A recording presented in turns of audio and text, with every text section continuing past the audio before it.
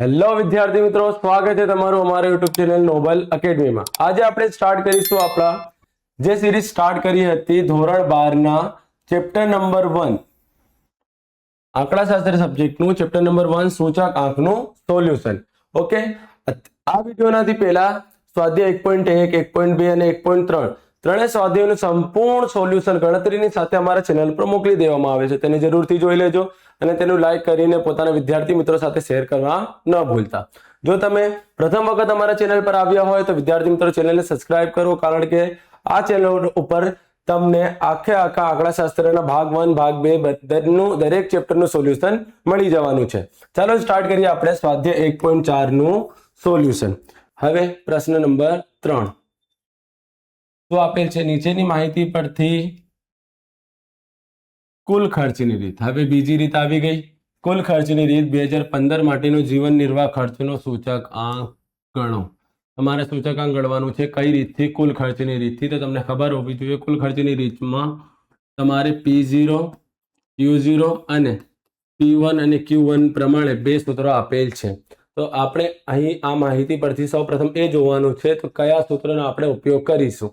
તો જો 2014 આ 2014 આ 2000 શું છે 15 છે, તો આ જૂનું વર્ષ છે। તો આ શું થઈ ગયું આપણે આધાર વર્ષ। તો આધાર વર્ષના જથ્થા માટે Q અને 0, આધાર વર્ષનો ભાવ એટલે કે P અને 0। આ 2015 નવું વર્ષ છે તો ચાલુ વર્ષ P1।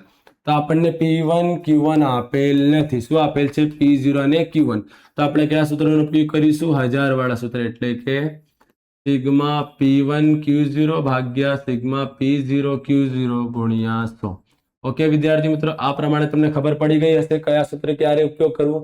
આપણને બે શૂન્ય દેખાય છે એ માટે આપણે આ સૂત્ર વાપરીશું। આપણને એક કેટલા દેખાય છે? માત્ર એક। આ માટે આપણે આ સૂત્રનો ઉપયોગ કરી શકતા નથી। હવે આ માહિતીને સૌપ્રથમ આપણે કન્વર્ટ કરીશું, કારણ કે અહીં એકમો આપેલા છે, ક્વિન્ટલ છે, કિલોગ્રામ છે, લીટર છે, ડઝન છે। તો આપણને આને સાદું રૂપમાં ફેરવવું પડશે। સૌપ્રથમ જો આ જ માહિતી આપણે ઉપર મૂકી દીધી, તમને સરળતા થાય સમજવામાં। સૌપ્રથમ વસ્તુ કઈ કઈ છે? A B C D અને E। તો આપણે લખીશું વસ્તુઓ A B C D અને E।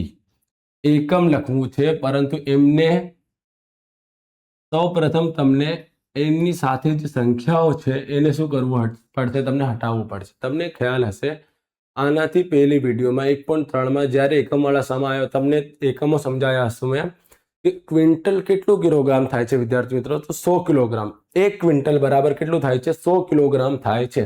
તો અહીં તમને ક્વિન્ટલ આપેલ છે અને અહીં જે એકમ છે શું છે? કિલોગ્રામ છે। તો ક્વિન્ટલને પણ આપણને શામાં ફેરવવું પડશે? કિલોગ્રામમાં। તો ક્વિન્ટલને કિલોગ્રામ લખીશું આપણે, પરંતુ કેટલું કિલોગ્રામ થાય છે? તો 100। તો તમારે 100 અહીં લખવાનું છે। ઓકે, ક્વિન્ટલનું જે 100 છે તમારે અહીં લખવાનું રહેશે। ચાલો 20 કિલોગ્રામ છે, અહીં પણ કિલોગ્રામ છે, તો એકમ સમાન છે તો કિલોગ્રામ લખી દો, પરંતુ એમની સાથે જે સંખ્યા છે કોણ? 20, એને બહાર લખવું પડશે, કારણ કે આ જે સંખ્યાઓ સાથમાં આપેલ છે એને આપણે અહીં લખી શકતા નથી। હવે જે લીટર છે, લીટર લખી દેશું, પરંતુ જે એમની સાથે 10 છે એ ક્યાં આવી જશે? બહાર આવી જશે। પછી ડઝન છે, અહીં શું છે? નંગ। તો ડઝનને શામાં ફેરવવું પડશે? નંગમાં। તો આપણે લખીશું નંગ। એક ડઝનમાં કેટલા નંગ હોય છે વિદ્યાર્થી મિત્રો? 12 હોય છે, તમને ખ્યાલ હશે। હવે અંતે મીટર આપે છે, પરંતુ એમની સાથે કોઈ પણ સંખ્યા નથી, તો મીટરનું મીટર, 1200 મૂકી દો 1। સાતમાં સંખ્યા આપેલ હોય તો લખો, ના આપેલ હોય તો 1। ક્વિન્ટલને શામાં ફેરવવું પડશે? તમને કિલોગ્રામમાં ફેરવવું પડશે। હવે લખીશું તો જો વિદ્યાર્થી મિત્રો આજે આપણે આંકડાઓ બહાર કાઢ્યા, એનો ઉપયોગ શું છે આપણને ખબર નથી। એવું તો નથી, કારણ કે 1.3 માં આપણે આના કેટલા સમો જોયા છે? 2। તો આપણને ખ્યાલ હોવો જોઈએ કે આ જે આંકડાઓ આપણે બહાર કાઢ્યા છે એનું સંબંધ જથ્થા સાથે નથી, એનો ઉપયોગ જથ્થા સાથે કરવાનું પણ નથી। જથ્થા લખતી વખતે માત્ર તમને શું ધ્યાન રાખવું છે કે આ જે જથ્થા તમે અહીં લખશો એમના જે એકમો છે, આપણે આ જે એકમો લખ્યા છે એ બંને કેવા હોવા જોઈએ? સમાન હોવા જોઈએ। માત્ર આટલું યાદ રાખવાનું। જ્યારે તમે શું લખો? જથ્થો લખો ત્યારે માત્ર આટલું યાદ રાખવાનું, આ જે એકમો આપેલ છે જથ્થામાં અને આ જે એકમો આપણે લખ્યા છે એ બંને કેવા હોવા જોઈએ? સમાન હોવા જોઈએ। ચલો જોઈએ આપણે કિલોગ્રામ કિલોગ્રામ સમાન છે તો 50 નું શું આવી જશે? 50 આવી જશે. અહીં કિલોગ્રામ, અહીં પણ કિલોગ્રામ, તો 18 નું 18 આવી જશે. અહીં લીટર છે, અહીં લીટર છે, તો શું આવી જશે? 12 આવી જશે. અહીં નંગ છે, અહીં પણ નંગ છે, તો શું આવી જશે? 20 આવી જશે. અહીં મીટર છે, અહીં પણ મીટર છે, તો શું આવી જશે? 14 આવી જશે. માત્ર આટલું યાદ રાખવાનું કે આ જે એકમો છે અને આપણે આ જે એકમો લખ્યા છે એ બંને કેવા હોવા જોઈએ? સમાન હોવા જોઈએ. ચાલો હવે ભાવ. તો આ જે આપણે આંકડાઓ કાઢ્યા છે એમનો ઉપયોગ ભાવ માટે કરવામાં આવે છે. એટલે કે ભાવની જે કિંમતો છે ને એમનો ભાગાકાર આના દ્વારા કરવો પડશે. કેમ? આ જે 1200 છે એ એક એકમની કિંમત નથી, એ આખા ક્વિન્ટલની કિંમત છે. આપણે માત્ર 1 કિલોગ્રામ ઉપર ગણતરી કરવાનું છે. એ માટે આપણને આ જે 1200 એનું ભાગાકાર કોના દ્વારા કરવું પડશે? 100 વડે. આ જે 340 છે એ 1 કિલોગ્રામની કિંમત નથી, એ કેટલા કિલોગ્રામની કિંમત છે? 20 કિલોગ્રામની. એ માટે 340 નો ભાગાકાર 20 વડે કરીશું તો આપણે કેટલું કિલોગ્રામની કિંમત મળશે? 1 કિલોગ્રામ. આપણને ગણતરી 1 એકમની કરવાની હોય છે, આખા જથ્થાની કરવાની હોતી નથી. તો ચાલો 1200 નો ભાગાકાર 100 વડે કરીશું તો શું મળશે? 12. 340 નો ભાગાકાર 20 વડે કરીશું તો શું મળશે? 17. 30 નો ભાગાકાર 10 વડે કરીશું તો શું મળશે? 3. 15 નો ભાગાકાર કોના દ્વારા કરવાનું છે? 12 વડે. તો ચાલો કરીશું. 15 ભાગ્યા 12 તો મળશે આપણને 1.25 મળશે. ઓકે વિદ્યાર્થી મિત્રો. અને અંતે 12 ભાગ્યા 1 બરાબર 12. આનું તો કોઈ ચેન્જીસ થશે નહીં. ચાલો અહીં ફરીથી P1 લખીશું. 1700 નો ભાગાકાર 100 વડે કરીશું તો શું મળશે? 17. 380 નો ભાગાકાર 20 વડે કરતા તો મળશે 19. 40 ભાગ્યા 10 કરતા મળશે 4. 24 ભાગ્યા 12 કરશો તો મળશે 2. 16 ભાગ્યા 1 કરશો તો શું મળશે? 16. ઓકે, આ પ્રમાણે થાય છે આ માહિતીનું ફેરફાર કમ્પ્લીટ. જથ્થા લખતી વખતે માત્ર આટલું યાદ રાખો, એકમો સમાન હોવા જોઈએ. અને આ જે આંકડાઓ બહાર કાઢ્યા છે, આ જે સંખ્યાઓ છે ભાવની, એમનું ભાગાકાર આના વડે કરવાનું રહેશે. તમને સમજણ પડી ગઈ હશે. આ 1.25. ચાલો તમારે સૂત્ર કોનો ઉપયોગ કરવાનું છે? અહીં તમારે 2 0 દેખાય છે તો 1000 વાળું સૂત્ર ઉપયોગ કરવું છે તો કઈ રીતે? તમારે 2 વખત લખવાનું છે PQ. હવે 1000 લખી દીધું વિદ્યાર્થી મિત્રો. ચાલો ગુણાકાર કરીશું. આ પ્રમાણે જે પ્રમાણે આપણે આ લખ્યા છે એ પ્રમાણે ગુણાકાર કરવાનું છે. P1 નો ગુણાકાર કોના દ્વારા કરવાનું છે? Q0 દ્વારા. 50 ગુણ્યા 17. 50 ગુણ્યા 17 કરતા આપણને મળશે 850. 50 ગુણ્યા 17 કરતા શું મળે છે? 850. હવે 19 નો ગુણાકાર કોના દ્વારા કરવાનું છે? 18. 19 ગુણ્યા 18 આપણને મળશે 342. 12 ચોક 48. 20 દુ 40. 16 નો ગુણાકાર કોના દ્વારા? 14 વડે. 16 ગુણ્યા 14 કેટલું મળી જશે આપણને? 224. આમાં ગુણાકાર કમ્પ્લીટ થાય છે. હવે કોનો ગુણાકાર કરવાનું છે? P0 અને Q0, આ બંનેનો ગુણાકાર કરવાનું છે. તો 50 નો ગુણાકાર 12 વડે કરીશું તો શું મળશે આપણને? 600. 17 નો ગુણાકાર કોના દ્વારા કરવાનું છે? 18. 17 ગુણ્યા 18 તો 306 મળશે. પછી 12 તરી 36 થઈ જશે. 1.25 નો ગુણાકાર 20 વડે કરતા મળશે આપણને 25. 14 નો ગુણાકાર 12 વડે કરતા મળશે આપણને 168. ઓકે વિદ્યાર્થી મિત્રો, આ પ્રમાણે થાય છે આ બંને કિંમતોનો ગુણાકાર કમ્પ્લીટ. P1 Q0 છે, P1 અને Q0 આ બે કિંમતોનો ગુણાકાર કર્યો. P0 Q0 છે તો આ બંને કિંમતોનો ગુણાકાર કર્યો. હવે આ બંને કિંમતોનો શું કરી દો? સરવાળો. એટલે કે આનો સરવાળો અને આનો સરવાળો. તો કેટલું છે? 850 પ્લસ 342 પ્લસ 48 પ્લસ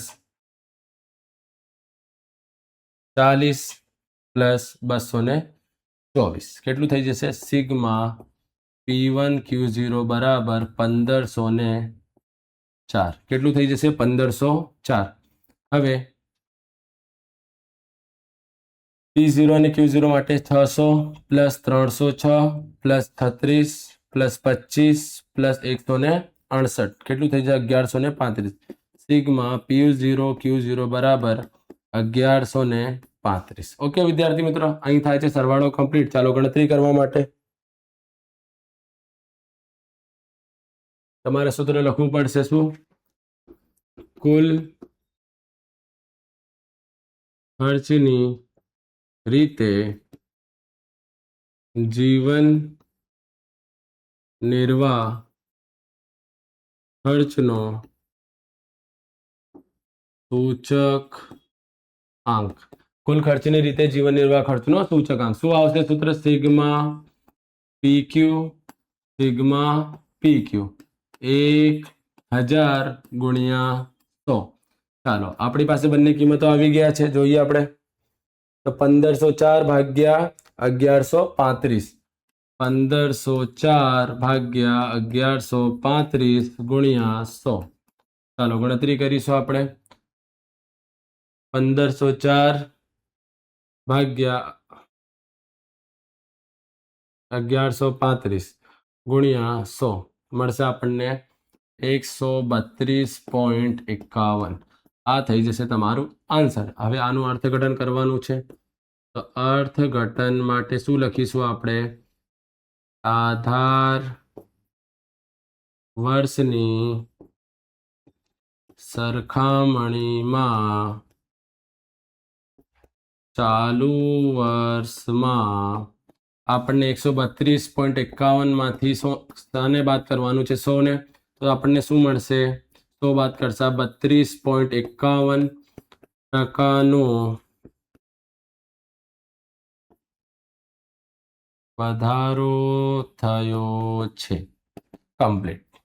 ઓકે, તો પ્રથમ ફરીથી જોઈ લઈએ આપણે. કુલ ખર્ચની રીત આપણને કીધેલ હતી. ઓકે, આપણની પાસે P0 અને Q0 છે. તમને ખ્યાલ હોવો જોઈએ કે જ્યારે બે આ P0 અને Q0 આપેલો તમારે આ સૂત્રનો ઉપયોગ કરવાનો છે. તો આ માહિતી તમે અહીં આમાંથી ફેરવીને લખી દીધું. હવે 1000 નું સૂત્ર બનાવવા માટે P1 અને Q0 Q0 નું શું કરવાનું હતું? ગુણાકાર કરીને શું કરી દીધો આપણે? એનું સરવાળો કરી દીધો. ઓકે, સરવાળા પછી સૂત્રમાં મૂકીને કિંમતની ગણતરી કરી દો. આમ થાય છે આ સમ કમ્પ્લીટ. ચાલો સમ નંબર 4 ઉપર અહીં શું કીધેલ છે?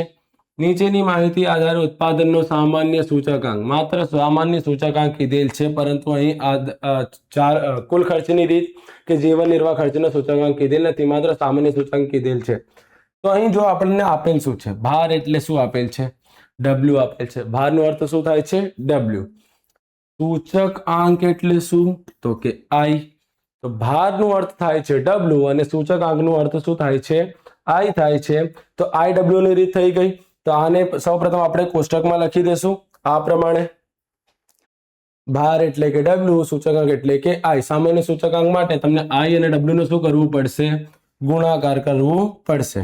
ચાલો તો ગુણાકાર કરીશું. IW નો ગુણાકાર કરવાનું છે. તો ચાલો ગુણાકાર તો આપણને ખબર જ છે.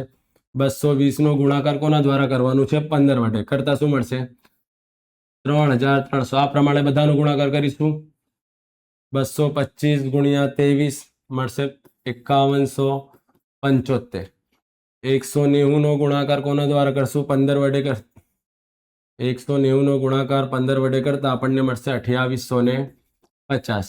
215 નો ગુણાકાર કોના દ્વારા કરવાનું છે? 25 વડે કરતા મળશે આપણને 5375. પછી 198 ગુણાકાર 10 1980. 220 નો ગુણાકાર આપણને 12 વડે કરતા મળશે 2640. ઓકે વિદ્યાર્થી મિત્રો, IW નો ગુણાકાર કરી દીધું. હવે કોનો સરવાળો કરવાનું હોય છે? તો કે W નો. સિગ્મા W નો સરવાળો અને IW નો, એટલે કે સિગ્મા IW શોધવાનું છે. હવે બધાનો સરવાળો કરીશું આપણે. સૌપ્રથમ 3300 plus 5175 plus 2850 plus 5375 plus 1980 plus 2640 કેટલું થઈ જશે? 21320. આ થઈ ગયું. પછી આનો સરવાળો 15 plus 23 plus 15 plus 25 plus 10 plus 12 કેટલું થઈ જશે? 100. તો સિગ્મા IW મળી જશે આપણને 100. હવે સૂચકાંકનું સૂત્ર લગાવીશું આપણે. સામાન્ય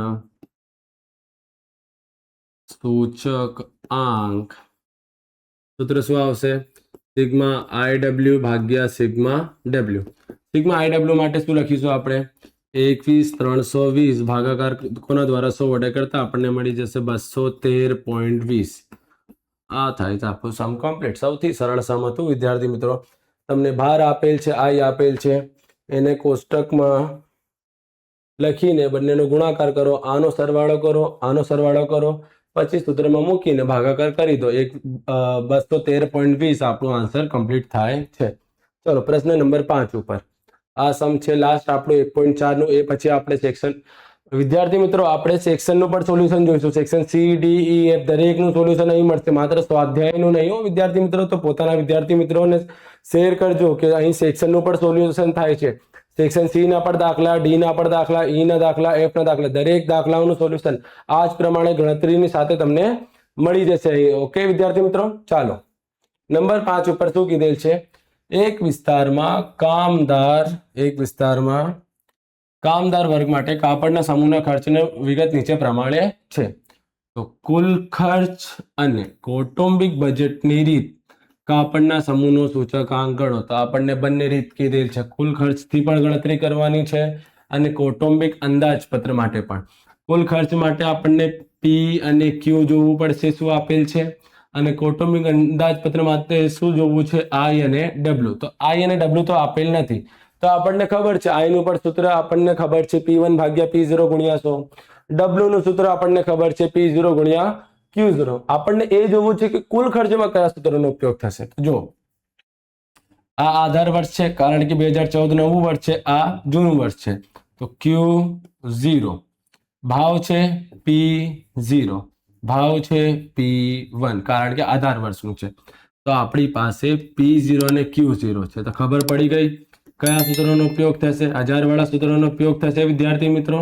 ઓકે, અને IW ની તો વાત નથી, આ તો આપણે જોઈ લેજો કઈ રીતે કરશે.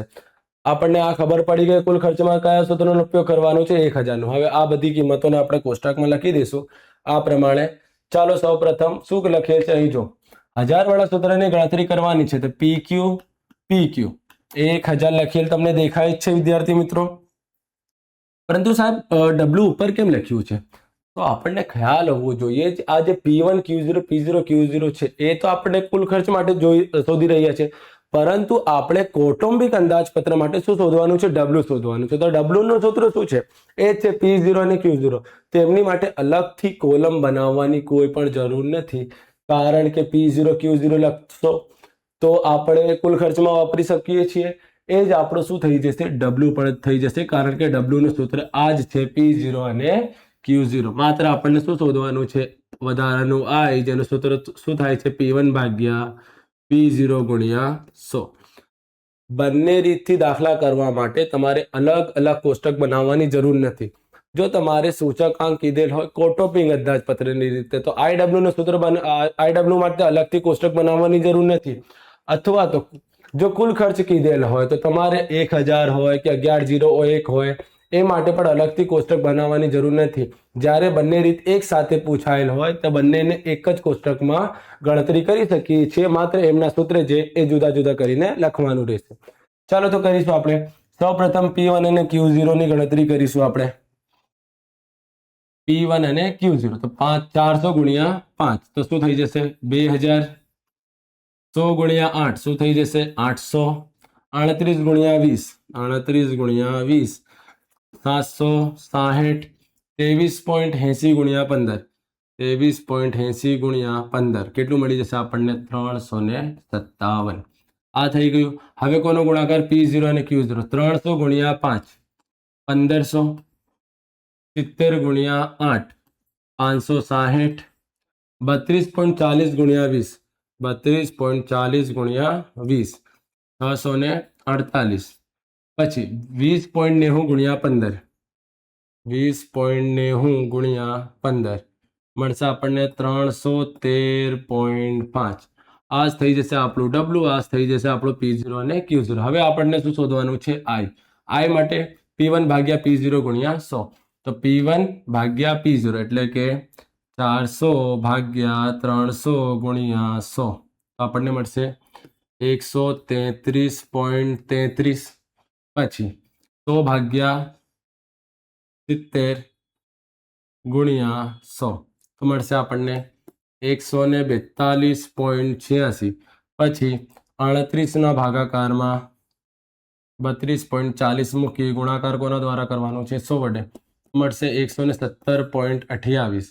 પછી 23.80 ભાગ્યા 20.90 ગુણ્યા 100 113.88 આ મળી ગયું આપણને P1 Q0 ની કિંમત, P0 Q0 ની કિંમત અને I P1 ભાગ્યા P0 ગુણ્યા 100 ની કિંમત આપણને મળી ગઈ. હવે I અને W નું શું કરવાનું છે? ગુણાકાર. કારણ કે આપણે IW નું પણ સૂત્ર વાપરવાનું છે. તો I આપણી પાસે આ મળી ગયું, આ જ આપણું શું છે? W છે. આ બંનેનો શું કરી દો? ગુણાકાર.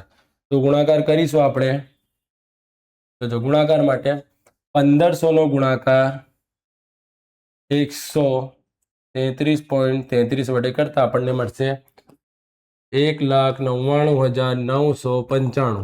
ઓકે, કોનો ગુણાકાર? 1500 ગુણ્યા 133.33. ઓકે, ચાલો ફરી 560 નો ગુણાકાર 142.86 વડે કરીશું તો આપણને મળી જશે 80,001.6.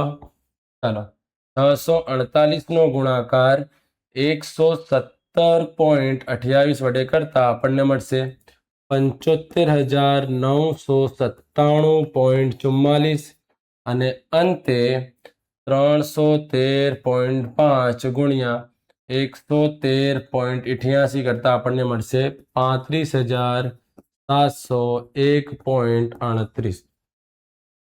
હવે આ દરેક કિંમતો શું કરવાનું છે? સરવાળો. અહીં તમને મળશે સિગ્મા P1 Q0 ની કિંમત, તમને મળશે સિગ્મા P0 Q0 અને સિગ્મા W નો સરવાળો મળી જશે. આનો સરવાળો કરવાનો નથી અને સિગ્મા IW નો ટોટલ. આ 1 2 3 નું તમારે ટોટલ કરવાનું છે. તો ચાલો વારાફરતી કરીશું આપણે. સૌ પ્રથમ 2000 પ્લસ 800 પ્લસ 760 પ્લસ 357 તો મળી જશે 3970. હવે આનો સરવાળો 1500 પ્લસ 560 પ્લસ 648 પ્લસ 313.5 કેટલું થઈ જશે? 3021.5. આનો સરવાળો કરવાનું હોતું નથી, આનો સરવાળો કરીશું. શું છે? સૌપ્રથમ 1,99,995 પ્લસ 80,001.6 પ્લસ 75,997.44 પ્લસ 35,701.38 થઈ જશે 39,16,95.42. 39,16,95.42. ઓકે, હવે સૂત્ર મૂકીશું આપણે. શું આવશે સૂત્ર? કુલ ખર્ચની રીતે સૂચકાંક. કુલ ખર્ચની રીતે શું આવશે? સૂચકાંક. એનું સૂત્ર સિગ્મા P1 Q0 ભાગ્યા સિગ્મા P0 Q0 ગુણ્યા 100. ઓકે, હવે કિંમત મૂકીશું. P1 Q0 3970 ભાગાકારમાં 3021.5 3021.5 ગુણ્યા 100. ઓકે, ચાલો ભાગાકાર કરીશું. આપણને શું મળશે? લખીએ 3970 ભાગ્યા 3021.5 ગુણ્યા 100 તો આપણને મળશે 129.64. આ થઈ જશે તમારું પ્રથમ આન્સર. કયા સૂત્રથી? કુલ ખર્ચના સૂત્રથી. હવે લખીશું કૌટુંબિક અંદાજપત્રની રીતે સૂચકાંક. તો સૂત્ર આવશે સિગ્મા IW ભાગ્યા સિગ્મા W. તો શું આવશે? 39,16,95.42 ભાગ્યા 3021.5. તો ચાલો લખીશું 39,16,95.42 ભાગ્યા 3021.5 તો મળશે આપણને 129.64. તો યાદ રાખજો વિદ્યાર્થી મિત્રો, કિંમત એક જ છે, રીત બે છે. કિંમત કેટલી છે? એક જ કિંમતની આપણે ગણતરી કેટલી રીતોથી કરી રહ્યા છે? બે રીતો, કુલ ખર્ચની રીત અને કૌટુંબિક અંદાજપત્રની રીત.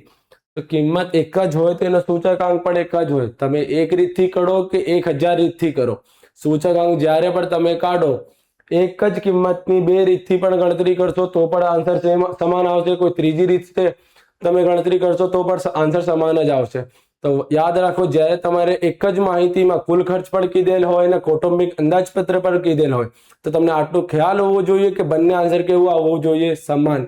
પોઈન્ટ પછી બે આંકડાઓ પણ અલગ હોવા જોઈએ નહીં. પોઈન્ટ પછીના આંકડાઓ પર અલગ હોઈ શકતા નથી.